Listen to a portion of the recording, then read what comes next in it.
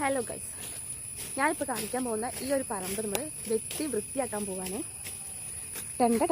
അപ്പോൾ ഗൈസ്, ഇന്നത്തെ പരിപാടി ഈ ഒരു പറമ്പ് ഒന്ന് വൃത്തിയാക്കിയിടുക. അങ്ങനെ മൊത്തത്തിൽ വൃത്തിയാക്കി ഒറ്റപ്പുല്ലില്ലാതാക്കാന്നല്ല ഞാൻ ഉദ്ദേശിച്ചത്. കോമൺ ആയിട്ടുള്ള ഈ വലിയ വലിയ പുല്ലും സംഭവങ്ങളൊക്കെ ഒന്ന് വെട്ടി മാറ്റി ഒന്ന് വൃത്തിയാക്കിയിടുക. നമുക്ക് അതിലൂടെ നടക്കാൻ കുറച്ച് ബുദ്ധിമുട്ടുണ്ടായിരുന്നു. അപ്പോൾ ഞാൻ ഒറ്റയ്ക്കല്ല കേട്ടോ, എൻ്റെ കൂടെ അമ്മയുണ്ട്. ഞങ്ങൾ രണ്ടുപേരും കൂടി വെട്ടാൻ തുടങ്ങി. അപ്പോൾ നിങ്ങൾ വിചാരിക്കും ഞാൻ എന്ത് സ്പീഡിലാണ് പണിയെടുക്കുന്നതെന്നും. അല്ലെ ഗൈസ്, ഞാൻ വീഡിയോയ്ക്ക് സ്പീഡ് കൂട്ടി കൊടുത്തതാണ്. അല്ലാതെ എന്നെ കൊണ്ടൊന്നും ഇങ്ങനെയൊന്നും പണിയെടുക്കാൻ പറ്റില്ല. പിന്നെ ഒറ്റ ദിവസം കൊണ്ടൊന്നും ഇത് ക്ലീൻ ചെയ്ത് തീരില്ല. കുറച്ച് നമുക്ക് ക്ലീൻ ചെയ്യാൻ പറ്റുള്ളൂ. അപ്പോൾ ഞാൻ അമ്മയും കൂടെ ഇന്ന് ഫുഡൊക്കെ കഴിച്ച ഒരു ഈവനിങ് ഒക്കെ ആയപ്പോൾ ഒന്ന് വെട്ടാൻ വേണ്ടി പോകുന്നതാണ്. നല്ല പുല്ലുണ്ടായിരുന്നു കേട്ടോ, അത്യാവശ്യം വലിയ പുല്ലായിരുന്നു. പിന്നെ കൊതുകും ഉണ്ടായിരുന്നു.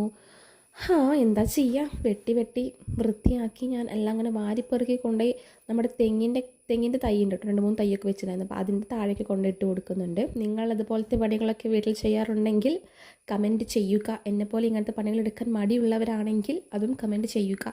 പിന്നെ അമ്മ ഒറ്റയ്ക്ക് പണിയെടുക്കുന്നത് കണ്ടതുകൊണ്ട് മാത്രം ഞാൻ പോയി വെട്ടി കൊടുക്കാൻ വേണ്ടി സഹായിച്ചാണ്, അല്ലെങ്കിൽ ഞാൻ പരിസരത്തേക്ക് പോയില്ല ഗൈസ്. അങ്ങനെ കുറച്ചൊക്കെ നമ്മൾ വെട്ടി കുറച്ചൊക്കെ ഇത് വൃത്തിയാക്കിയിട്ടുണ്ട്. നമുക്ക് വീഡിയോ കാണുമ്പോൾ മനസ്സിലാവുന്നുണ്ടാകും. കുറച്ച് വലിയ വലിയ പുല്ലൊക്കെ പോയി.